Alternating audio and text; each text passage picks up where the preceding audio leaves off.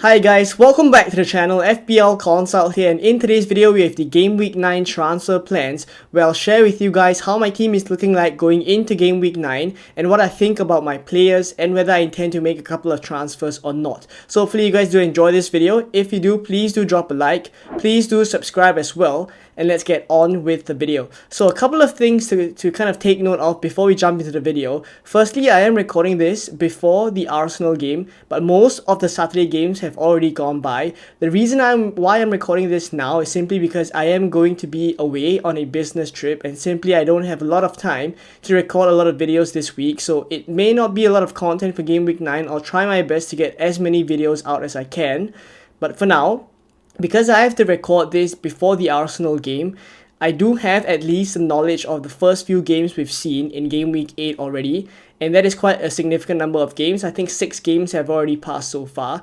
So I'll share my thoughts based on what I have so far, and later on in the week I'll try to upload another video on my team as well.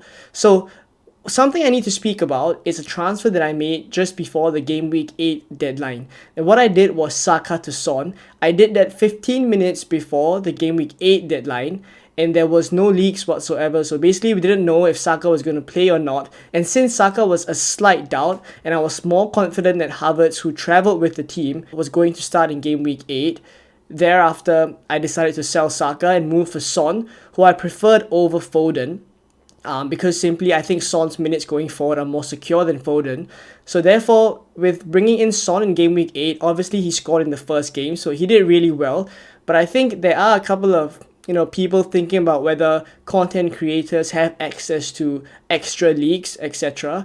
I don't think that is the case for majority of the content creators, and I will speak for myself as well, where I say that I didn't have any information whatsoever on whether Saka was going to start or not. I simply made a decision based on the fact that I think I would want to sell Saka in Game Week 9 already, and it was part of the plans. If you went back to my kind of Game Week 8 early transfer plans video, that was already going to be the plan. So I just thought I'd bring the move forward into Game Week 8 and move for Son. Thankfully he returned. He honestly could have gotten more as well, but then now it puts me in a pretty good position for my team going forward from Game Week 9. So going into the team and how it looks at the moment, I have firstly a benching decision for my keepers. So I Flecken and go with Ipswich, and I have a Verbruggen against Wolves at home. So both have pretty good fixtures. There definitely is a decision to be made.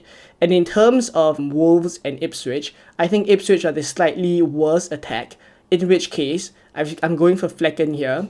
But then again, the converse is also true, where if I look at the defense, I think Verbruggen plays for the slightly better defense, and Brentford has been conceding goals every other game week. So I could very well swap this around, count the Game Week 9 deadline, but for the time being, I have Flecken here with a slightly better fixture. And then now, in defense, I have Aina, Lewis, and Gabriel. So on the bench, you'll see my defenders are Greaves and Trent. I don't think I want to start Greaves any week, looking at how Ipswich are defending, so he's just a bench fodder. The reason why I've benched Trent here is simply because of the fixture. It's Arsenal away, and even then, I'm not super comfortable benching him. But then I look at Aina's fixture with Leicester away, and I do think like that's a fixture that Nottingham Forest can keep a clean sheet in. So for the time being, I'm even choosing to go Gabriel ahead of Trent, because simply they both play in the kind of same fixture, but because Gabriel is playing at home, I'm favouring him to kind of do well against Liverpool, and I also back Arsenal to score against Liverpool, so I have Trent on the bench here. But again, it does not feel good benching a 7.1 million defender, but that's how it is for the time being. And then Lewis here against Southampton at home. So again, I'm recording this before the Wolves and Man City game, but my expectation is that Lewis would be quite good for minutes in that game. Now against Southampton in Game Week 9, I do think because Southampton are just not a side that Pep needs to worry so much about, I do hope Lewis starts ahead of Kyle Walker.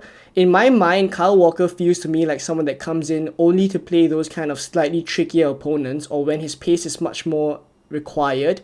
In which case, if you're playing against Southampton, you really don't mind playing someone like Lewis to go further forward and give that a bit of a threat. So I do think Lewis against Southampton should still be good for minutes, and hopefully by the time you're watching this in Game Week 8, Lewis has done well enough and gotten a start in Game Week 8. If not, I may have to reconsider this. But for now, Aina, Lewis, and Gabriel. In midfield, it's Mbeumo, Johnson, Rogers, and Son. So I'll start with Mbeumo, blanked against Manchester United, but honestly speaking, I'm alright with that.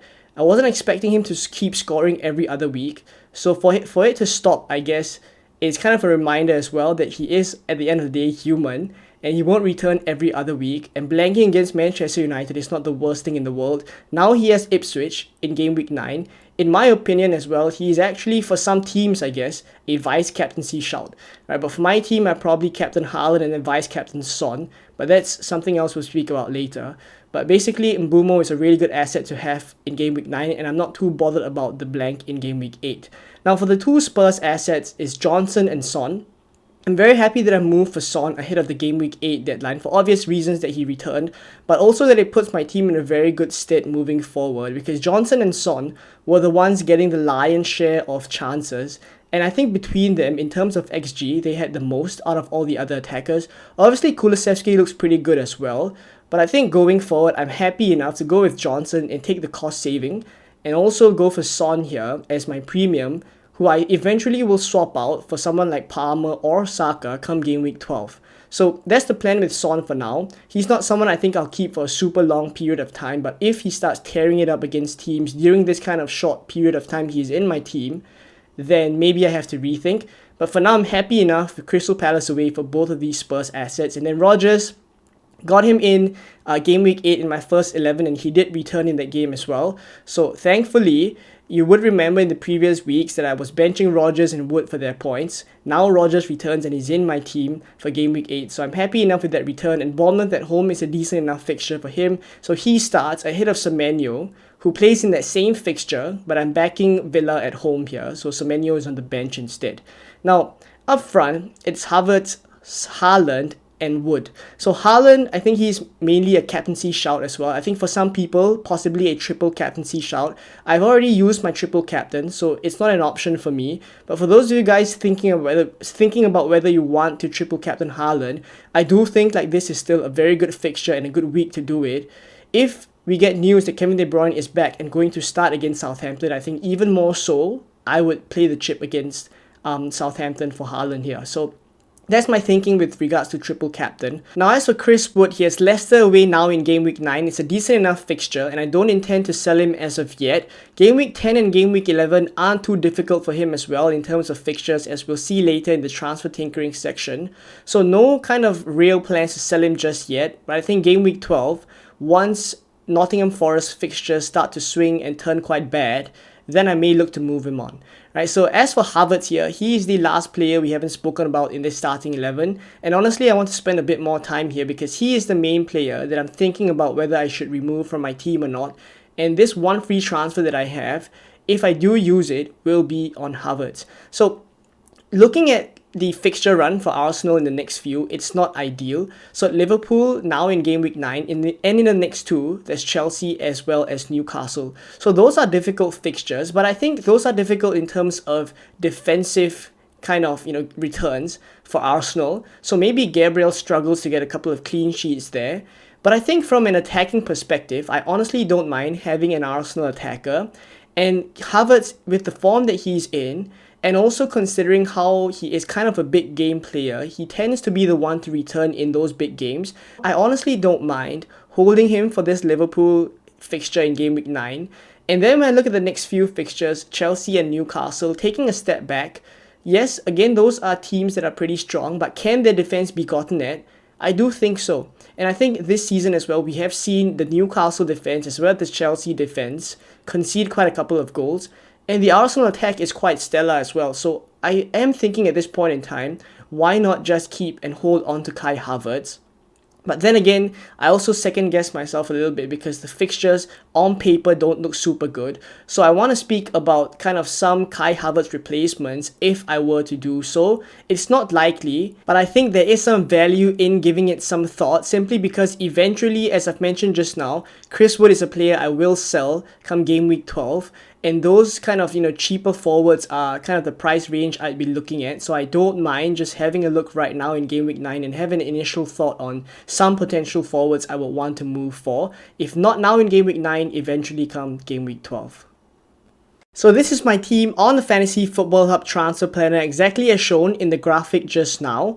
And let's discuss a couple of Kai Havertz replacements if I was to sell him. So I think the first one that I'd be looking at is Cunha, and in fact I think he's the most likely one, simply because Wolves go on a very good fixture run from game week 9 all the way until I probably next need to use the wild card. So the fixture run reads Brighton, Crystal Palace, Southampton, Fulham, Bournemouth, Everton and West Ham, and that's only up till game week 15. It even stretches up till game week 19, so if any of these fixtures, I need to start Cunha week in, week out, I really don't mind. And bearing in mind he's also on penalties for Wolves. So he is honestly one of the key replacements I'm looking at if I was to sell Havertz. Now the next one I'm also kind of considering is actually Raul Jimenez. Now he's slightly cheaper than Cunha. Cunha is 6.5 million. Raul Jimenez is at 5.6. Right, so the fixtures moving forward for Fulham are pretty decent. And again, as of recording, Fulham have already played and Raul Jimenez scored a goal against Aston Villa. Right, so I think Fulham, to be frank, played decently well enough against Aston Villa. Towards the end, obviously the second half, they kind of crumbled. But I think in the first half, they played decently enough for Raul Jimenez to kind of, get a return, but also for Andreas Pereira to get a penalty shout. And also, if Andreas Pereira kind of scored that penalty, maybe it's a different situation for Fulham and maybe they could have won that game. But that aside, I'm also not sure at this point in time. Andreas Pereira has missed the penalty. Does it move over to Raul Jimenez now? So I think it's something at the back of my mind and also kind of playing into whether I should go for Raul Jimenez here. Fixtures wise, it's kind of similar to Cunha. The fixtures are quite good moving forward. Maybe not as good, and some rotation may need to be considered for Raul Jimenez. But it reads Everton, Brentford, Crystal Palace, Wolves, Spurs away, Brighton at home, and Arsenal. One of the downsides about Raul Jimenez is also that I think he is always, in my mind, one or two bad performances away from getting dropped and, Rodrigo Muniz coming back in. So based on current performance, and obviously if he continues to score, I don't think that would be an issue. But with these kind of, 5.6 million kind of forwards playing for a side like Fulham, he's not going to score every single week, in which case, when he starts to blank, I will always think to myself whether this is the game that he gets dropped and then Rodrigo Muniz comes in. So that's one of the things about Raul Jimenez that maybe is less than ideal. Now, I think the last player that I'm actually thinking about is Ollie Watkins, and I don't foresee this move blocking too many of my transfers later down the line. Son, I imagine, will continue to rise in value, but kind of same for Cole Palmer as well. But as of recording, I have enough money to do Son to Cole Palmer. Then obviously if I can't do that, then I think Son to Saka is also on the cards come game week 12. So either ways, I don't think going for Watkins kind of blocks my moves too much. Maybe it just leaves my money in the bank a little bit tighter. But moves wise, it's not blocking me. So I don't mind kind of going for Watkins here. The only issue with Watkins is, yes, this could feel a bit knee-jerky because he scored in kind of game week 8 against Fulham. A very good header as well. And I think he played quite well in that game. I look at the Aston Villa fixtures moving forward. It's not super easy. Bournemouth at home in game week 9 is good enough. But then it's game week 10 against Spurs, game week 11 against Liverpool, and game week 13 is against Chelsea. So I look at the game week 12 fixture as Crystal Palace, and then 14 and 15 it's good, it's Brentford and Southampton. So I think at least in the next 5, there's 3 fixtures that are not super easy for Watkins. But then again, the other side to that is Aston Villa's attack is quite good. So do I take a chance on Watkins doing well in this run, and then I have him from the get-go from game week 14 onwards when Aston Villa's fixtures start to get quite good? So that's also playing on my mind, and I do have enough money in the bank for this move.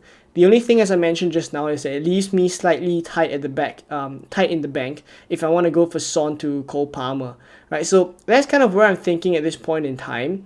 And if, for example, I don't make the move, which I think it is the most likely, I don't mind keeping Havertz here because eventually, come game week 12, I may want to be doubled up or maybe even tripled up on Arsenal. I'd go so far as to say I'm quite sure I want to triple up on Arsenal. So I do think having Havertz here as well as Gabriel and holding them through the difficult run of fixtures just leaves me one Arsenal asset away from a triple up, and I could very well just do Son to Saka and then have my triple up ready from game week 12. So that's one of the good things that I would have if I keep Havertz here. So it's also playing on my mind. And say for example I ignore this kind of forward spot, because whether or not I make the move, the player that I would have in this spot will still start the next few. So come game week 10 to kind of 11, I want to show you guys how the team looks like, because I don't intend to make any transfers there. And in game week 12, that's really when I think my next transfers will come. So if you look at the fixtures, you'll kind of understand why in game week 10 and game week 11, I don't really need to make any transfers. So in game week 10, Flecken has Fulham, Verbruggen has Liverpool, so I'll start Flecken here.